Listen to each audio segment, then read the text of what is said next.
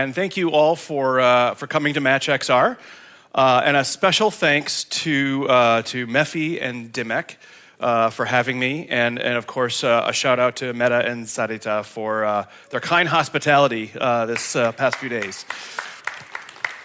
I've already had an introduction, so I don't have much more to add, I guess, other than to clarify that I'm a licensed architect, and I've been in XR for about 35 years. And that's how I've built my entire career. It's my passion, it's what I do.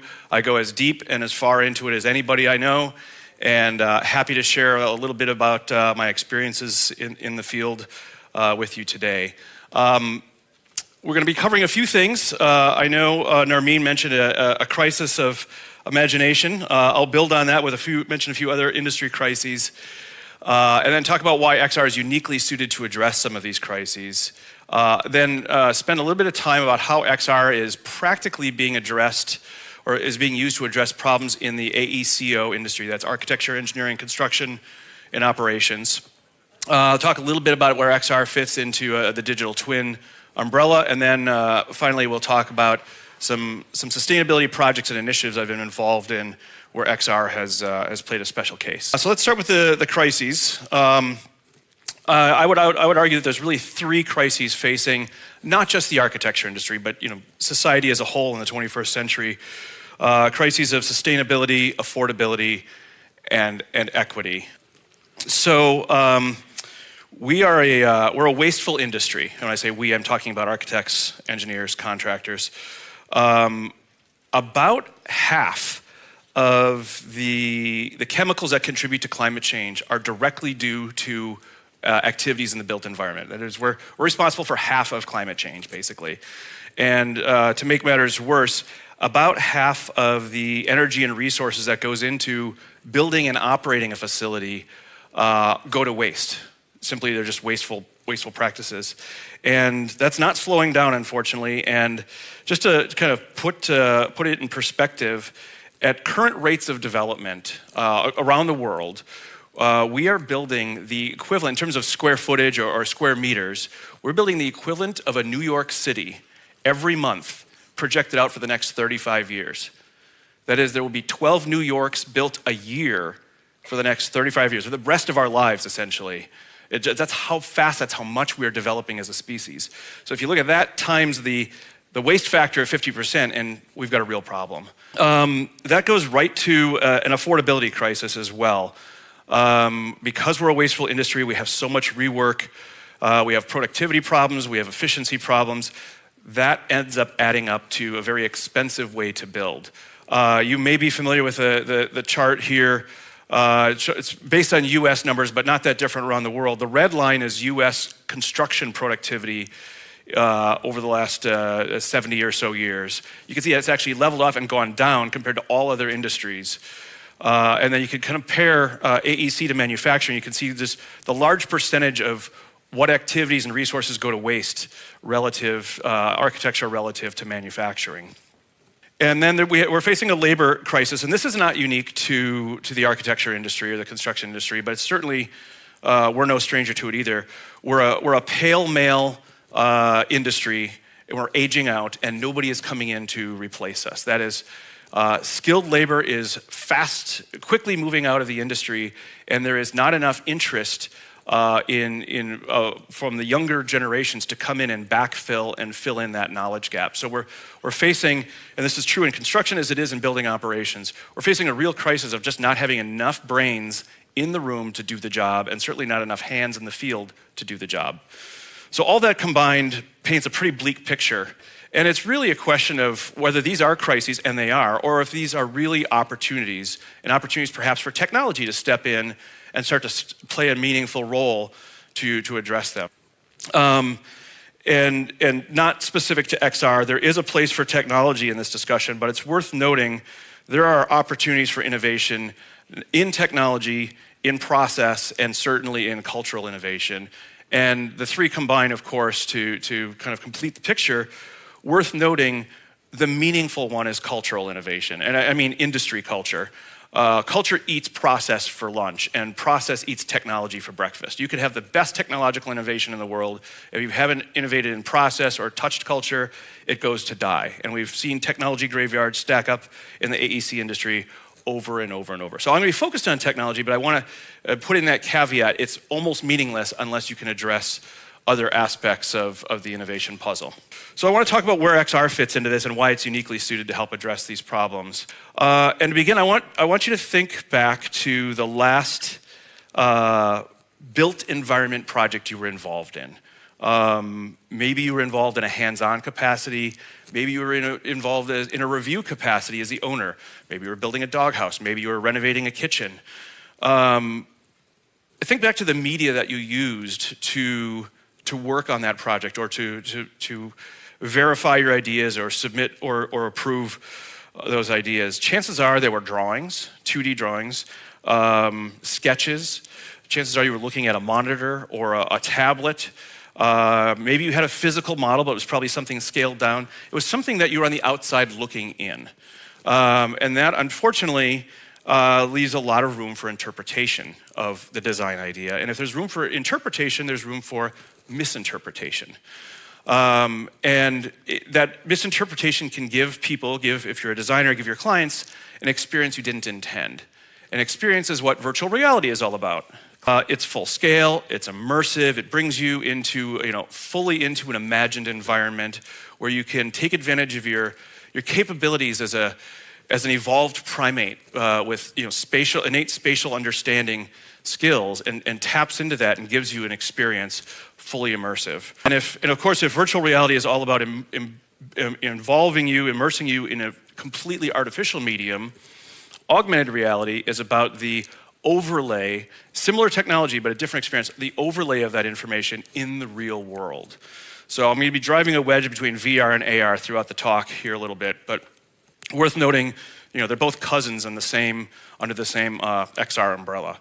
So as a whole, and this is the value proposition of XR in the AEC industry, it's really about enabling effective decision making, no matter what phase of the project lifecycle, whether it's planning, design, construction, or operations of a facility or of a built asset. This is what XR is all about. It's about enabling that effective decision making. If there's one takeaway from today, that's it.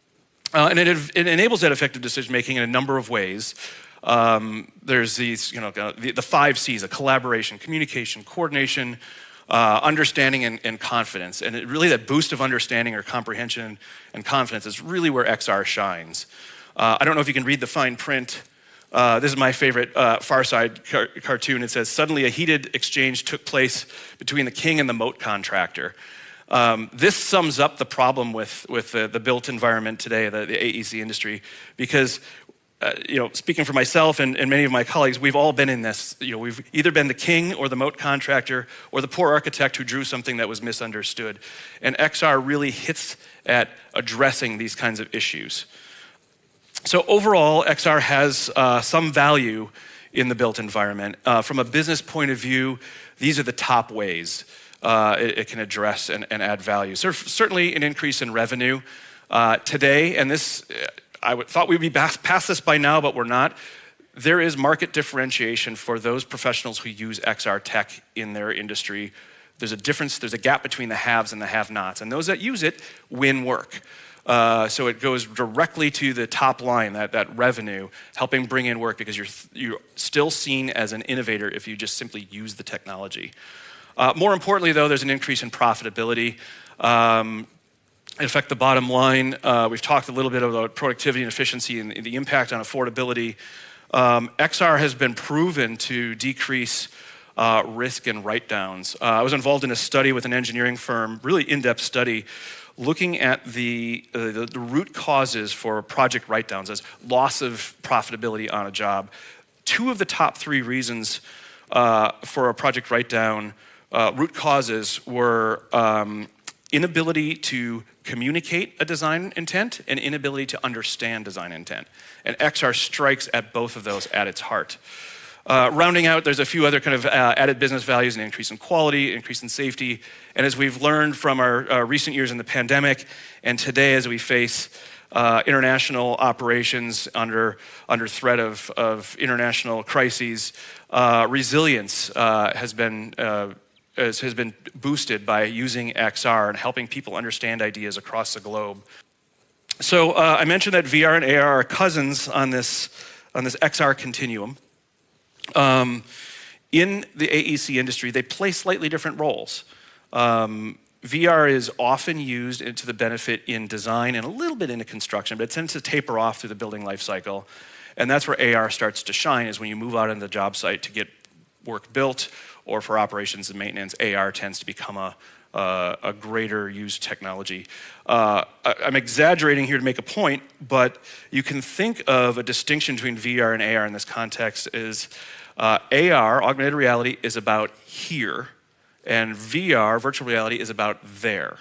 And that here-there distinction, when I'm working with clients to help them understand which tech they should be using, it's often a meaningful distinction. Are you trying to bring something to yourself, to a site of action, like a job site, a project site where something's being built or operated? It's probably an AR use case. If you're imagining something that's somewhere else, it's typically a VR use case. So VR itself has its own value proposition, slightly unique. Again, there's a differentiation value prop. Those that are using it are seen as more innovative. Heavy on the creation side, supporting visualization, modeling, communication. Collaboration is huge in design in the way VR is used. Education is interesting because VR is often in industry as a whole associated with support of training use cases, which is certainly true, but I would extend an education mindset to everything that an architect or an engineer does to communicate that design intent. The blueprints, the drawings, telling somebody this is what I want you to build and maybe this is how I want you to build it, that's an education component, and VR shines in that scenario. And finally, entertainment, I guess I'd leave that to your imagination where it fits in the AEC industry. On the AR side, I want you to think about the traditional spot the differences diagrams of our youth, right? There's this question, can you spot the 8 differences between these 2 diagrams? It'll take you, a minute and a half maybe, if you're lucky, and you'll find all 8 of those.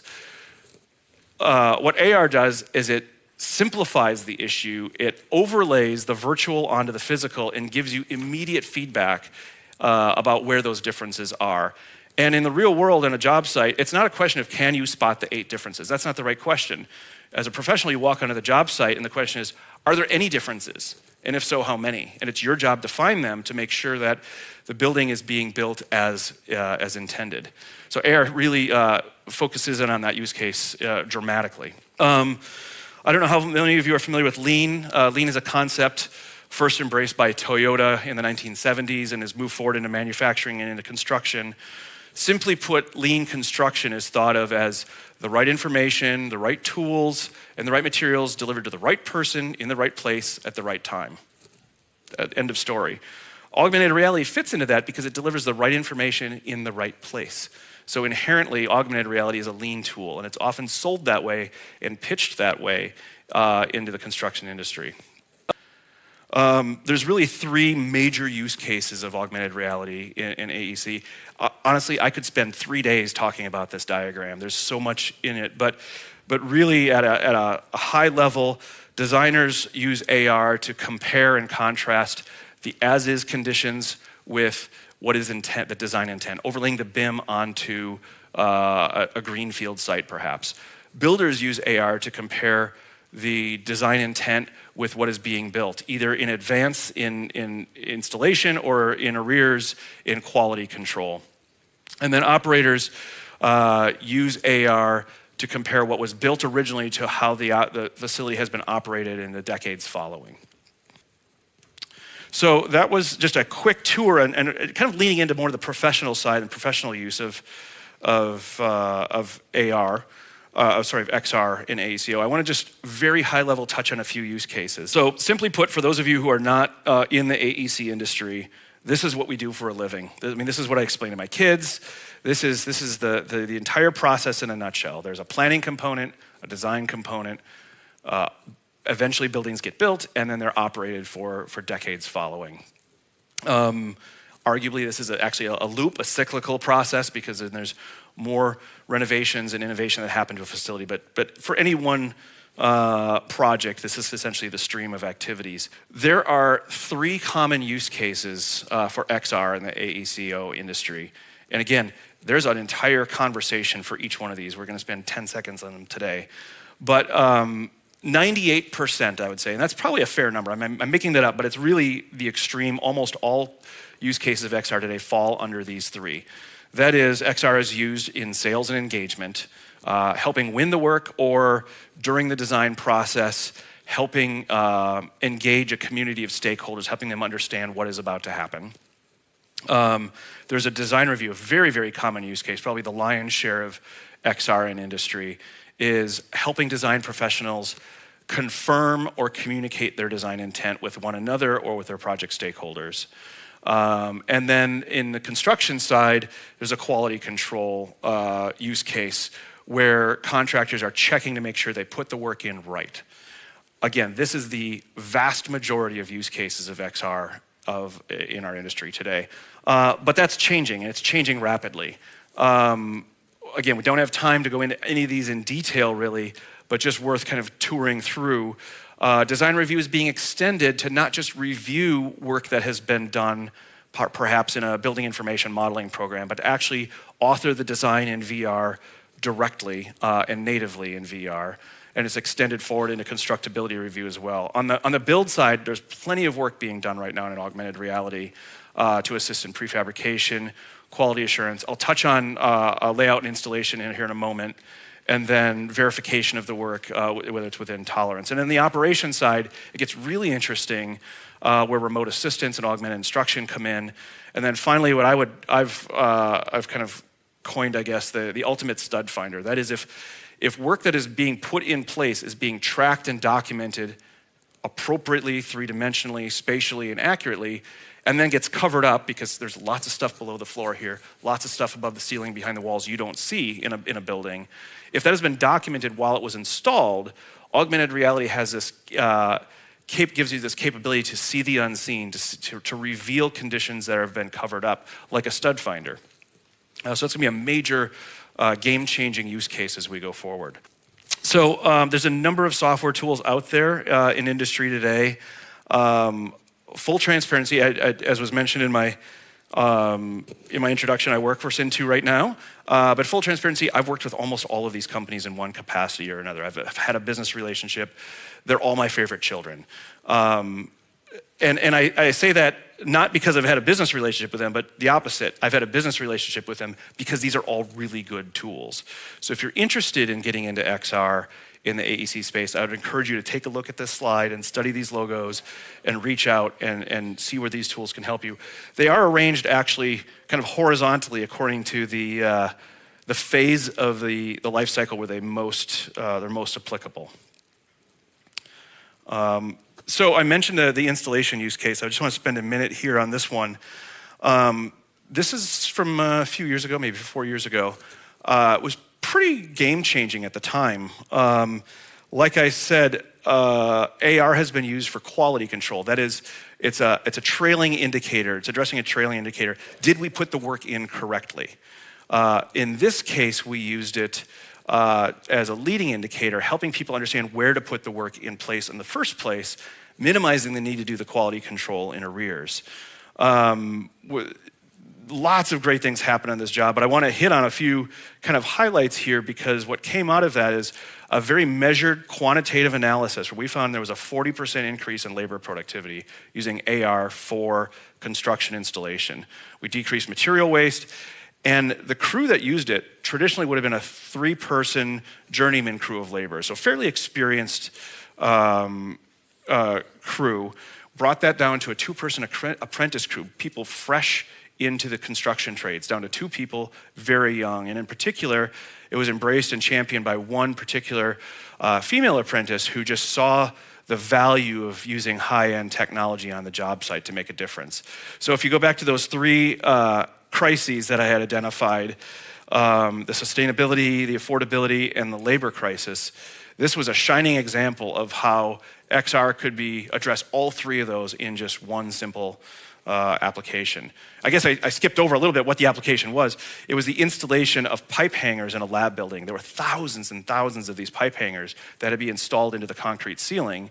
And a crew will go out there and they have no idea. They're just looking at little marks in the ceiling. They don't know who's belong to whose. Each trade has their own specific work to do.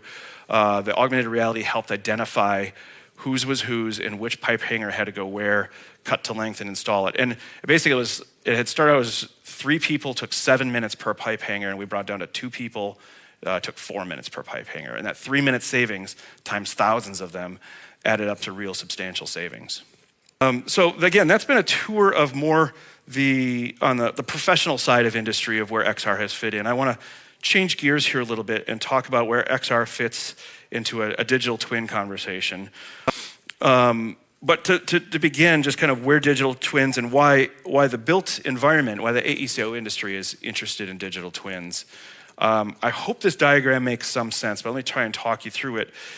As a building idea progresses from design through construction into operations, more and more is known about that project over time. So there's a certain amount of kind of information value that increases over time. But it's not a perfect linear curve. Every time information is handed from one party to another, from designers to builders, from builders to operators, a lot of information, too much information is lost. And it creates this sawtooth curve, if you will, where information is lost and has to be regained, retaught over time. And that data loss adds up to trillions of dollars, trillions of euros per year globally. And so the idea is that if we had a single source of truth, or at least a federated source of truth, that less information would be lost at these handovers, and we would smooth that curve, maybe not to a straight line, but at least to from a rough demolition saw blade to a fine woodworking saw blade with smaller teeth, smaller drops and gains along the way, attempting to smooth that curve. And that's where digital twins comes in, is to help reduce that information loss over time. Digital twin, just to kind of level set, like I said, you probably already have a pretty good understanding, but borrowing from the Digital Twin Consortium's definition and tweaking it just a tiny bit, a digital twin is a synchronized virtual representation of a real-world facility or asset or business process that is organized and updated through the project lifecycle. And it's meant to actually reflect the physical component. And what's interesting in the AEC industry in particular is which version is primary changes over time, the physical twin or the digital twin. In design, the digital twin is prevalent. There is no physical asset. In construction, the physical is built to match and reflect the digital intent. And then in operations, the physical is primary and the digital is meant to be maintained and reflect what's going on physically. So there's this kind of inversion depending on where you sit professionally in the facility life cycle. Now, of course, we've been conducting our business in the physical world for tens of thousands of years. And this idea of a digital twin or digital asset is only a couple decades old. But we conduct our business physically and we compute assets digitally. What's more interesting to me, at least, and I think relevant here at MatchXR, is the flow across those two states between the physical and the digital. That is, we do reality capture, in which we enable a digital experience of the physical environment. And then we do the computation, and then we need to consume that digital twin in the real world. That is, we're enabling a physical experience of the digital environment. So in this way, reality capture and virtual reality are two sides of the same coin. There's just the information and flow is going in opposite directions, but it's really kind of the same issue. And if you think about it, it becomes a cyclical information flow across the life cycle of a built asset. As we're conducting business, we're capturing it, we're computing it digitally, and we're consuming it again to conduct more business. And this flow goes on and on and on for decades at a time over the life cycle of a facility. There are a host of technologies and components that enable this information flow. Some are quite rudimentary, paper-based. We've been doing it for decades. Some are brand new and emerging. Don't have time to go into any one of these in particular at the moment, but there's a ton of little things that have come up. Anything from Internet of Things to work orders. I mean, there's just any number of these is how the AEC industry professionally adopts and addresses and adds value and moves information on this cycle, this digital twin cycle. There are a few that's worth our attention. These are the emerging technologies that, again, help foster this cyclical exchange of information. First of all, there's reality capture, as I mentioned. Whether that is laser scanning and LiDAR or photogrammetry, or very recently splats and other kinds of radiance fields. We capture the physical environment where there's some really fascinating emerging tech in that space. On the computation side, of course, you can't throw a stone without hitting somebody talking about AI. Of course, that's the emerging tech of the moment on the computation side. XR is the emerging tech for the consumption of that digital twin, and again, spatializing physically spatializing that virtual environment. And then finally, robotics, or the latest buzzword, of course, of physical automation, is an emerging tech on the physical side, helping people conduct business in construction and building operations. Now, it's just worth noting in this entire kind of digital twin puzzle of emerging tech, these enabling technologies all stand alone, and you can talk about them. We can talk about XR, and we are, but it's more interesting to talk about it in the context of their sibling emerging technologies. That is, XR and reality capture. Fascinating conversation how those two relate to each other. XR and AI, you'll hear about that throughout the day today. XR and robotics, not talked about as much, but will become a topic of conversation going forwards. It's when these emerging tech work together that they have this synergistic relationship, and the whole is greater than the sum of the parts.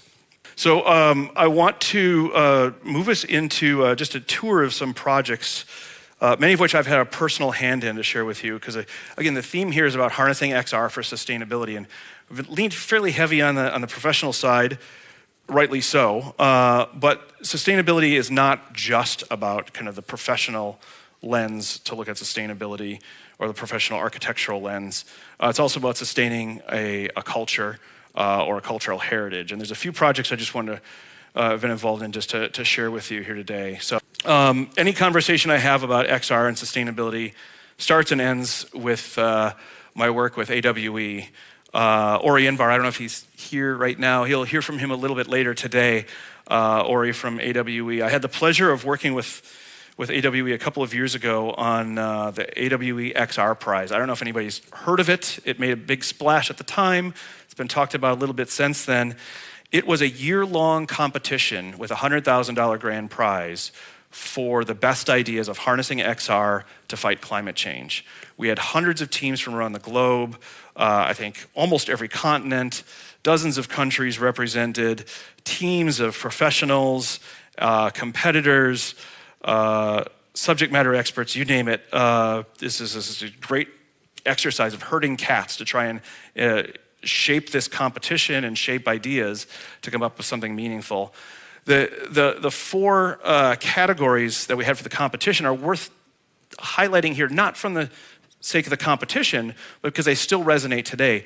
These are the chief ways that XR can impact a conversation on sustainability and climate change. First of all, the replacement. The idea that if you use XR to its best ability, you can actually decrease the amount of energy and resources we waste otherwise. That is, bits can replace atoms. You can have a communication with somebody from around the globe without having to get on a plane and fly across the globe to do so.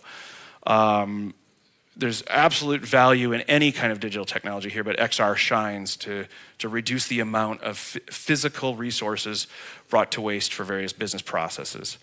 Obviously, XR has a major visualization component, and that was part of this competition as well. The idea that you could allow people to visualize and experience the unseen, be able to see pollution that was otherwise invisible, or see the harmful effects of one practice on the other side of the globe as it contributed to rising sea levels.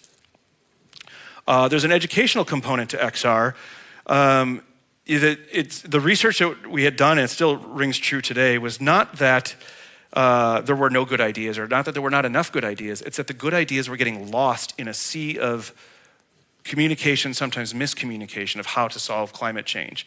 And XR was looked at as a way to help let the best ideas be brought forward and help educate people on the value of an idea of how to address climate change.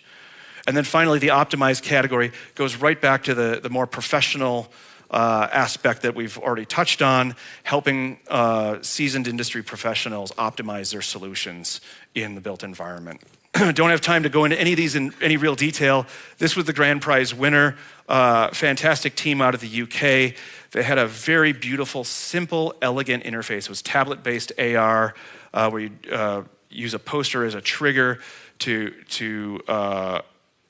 launch this beautiful animation showing the value that capstone species had and their impact in the environment. And there's a whole scenario about choices people make and how to change their environment. Very simplistic, almost cartoonish, almost childish rendering style, but beautiful augmented reality experience that really had meaningful messaging. So overall, it was by far the most elegant solution and worthy of the grand prize.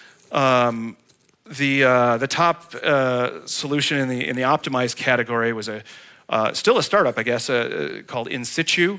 Basically an augmented reality app to help engage the public and inform them about design and construction projects to come. So using simple handheld device, shine it on a code on the sidewalk, and see a proposed project right there on site in situ. Just very, very simple, elegant, common sense solution of bringing AR to the masses. The education winner was this Mangrove City, helping educate on the importance and the value of mangroves to preserve and protect and stabilize the coastline, given more turbulent ocean flows and rising sea levels. The visualized one was a favorite, really tapping into VR and its ability to help transport you and visualize the change, the recession of glaciers over time, or the changes to cultural artifacts, in this case in the Arctic, due to climate change. And it helped really kind of build a compelling experience and help people visualize the impact of climate change. So anyway, like I said, there was a fantastic year-long project, and it's still published online today. I'd encourage you to go look at not just these top few winners, but lots of ideas. In aggregate, this was the impact of that effort. Some of this was projected impact, some of this was actually measured and calculated, but every one of these was stats as a phenomenal statement about the power and the impact that XR had on the discussion of climate change. Next project I want to talk about, and I'm dialing the clock back now, I'm aging myself, it's about 30 years ago. I was early in my career in XR, I had the honor of working with Dr. Tom Furness at the HIT Lab. And in the early 90s, we had been working on this project called GreenSpace. And GreenSpace was the first multiple participant transoceanic virtual environment. Ahead of Netscape, hadn't even been released on the global scene. So this was way ahead of its time, had multiple participants doing things together across the ocean. We then transported that technology to an architectural scenario and applied that to historic preservation in Venice. Telecom Italia sponsored it and brought a bunch of people over from Seattle over to Venice to do the project. It was fascinating to work on. At the time, and this was sort of poor man's reality capture, if you will. We didn't have laser scanning in the 90s, right? We had analog photography was our scanning. We would take pictures and send them to the lab and get the film back as pictures, and then we would scan those photos, and that would become our texture maps for the virtual environment. Very, very slow, methodical process. Spent time combing through the Venetian archives, looking at old drawings on linen with white gloves, and photographing and documenting the documents. What we did specifically, though, was probably more interesting. The Arabiansali. I don't know how familiar you are with Venice. The Arabiansali is a district. It's now been revitalized, but it's essentially the old naval shipyard. When Venice was at its height hundreds of years ago, well, let me back up. The United States' claim to fame during World War II was we could build a battleship per day, right? That was like the big thing that the US could do in the 20th century. Venice, hundreds of years earlier, could pump out by hand, manually, one battleship per day. And they did so at the Arabiansali. Fascinating, like factory, all manual labor of squaring the lumber and planing the lumber and drying the ropes, and every building on this in the Arabiansali had a very specific purpose. And one witness, I guess, legend has it, one witness said that at its height the Venetian Empire actually could pump out 6 galleons per day. But the more common refrain is 1 per day. Anyway, it had fallen into disrepair. Venice 30 years ago was looking at revitalizing the neighborhood, and we went in to document it and build a virtual environment, a multi-participant virtual environment to help visualize this new pedestrian bridge, proposed bridge, and help revitalize some of the buildings there. It was a very informative project for me going forward in terms of using XR to help with sustainability, cultural sustainability. Just quick show of hands. Anybody know where Koh Rai is? Yeah, nobody. It's in Micronesia. It's one of the main islands in Micronesia. I took a personal sabbatical from Autodesk a few years ago to work on this project. The intent was really for me to understand aerial photogrammetry and to provide people with a new viewpoint of physical assets, and then use VR to give people a new experience of those physical assets. Koh Rai, like many islands in the Pacific, are under threat from sea level rise. A 2-meter sea level rise will basically wipe out most of Oceanasia. It'll simply be gone because 98% of the population lives on the ocean shores. And the project was really about empowering stakeholders to understand their cultural past and how to preserve artifacts for the future. This was the workflow that I built while preparing for my sabbatical. We don't have the time to go into it in detail. This is much, much easier today. This is an example of testament to how much technology has advanced in the last 5 years, where today you can do simple reality capture on an iPhone, or now with a meta display with Hyperscape, capture a space and put it immediately into VR in a matter of minutes. This was quite a complicated process we were inventing at the time, trying to understand how reality capture and VR work together in support of a UNESCO proposal. There were sort of 3 projects that I worked on while we were there. Here's the first 2. On the left side is a Japanese radio tower from World War II that is fallen off its foundations on the beach, and every king tide takes a little bit more off this radio tower. And so it's literally ruins that are eroding as fast as we can speak. It's going away.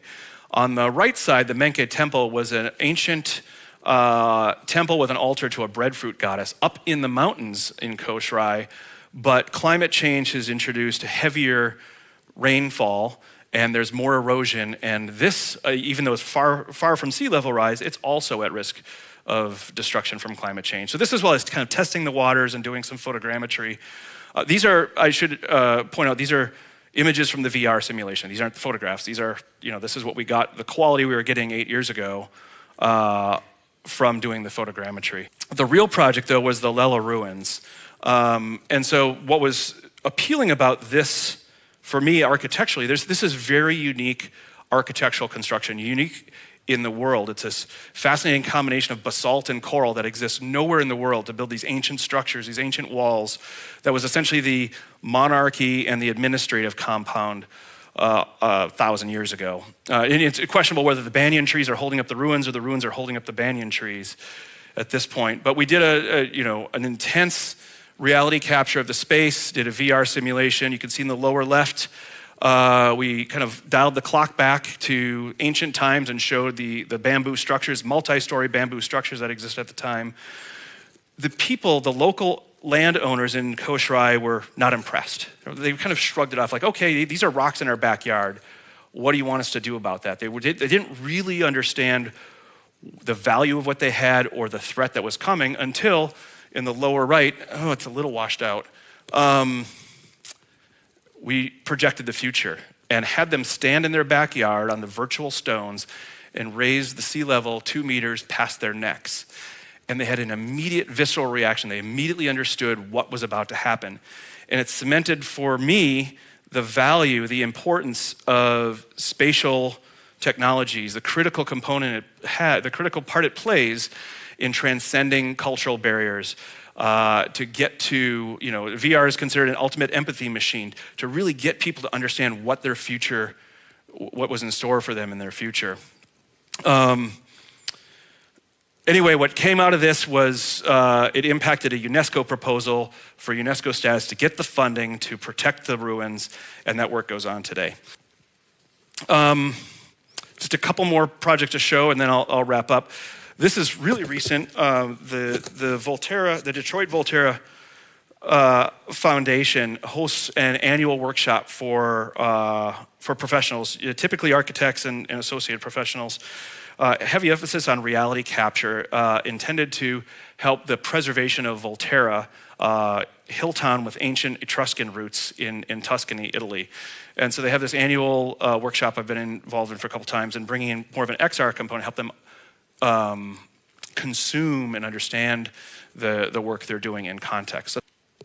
So this first project, you can see in the upper left, there's kind of these faceless heads on this arch. This is the oldest stone arch in the world.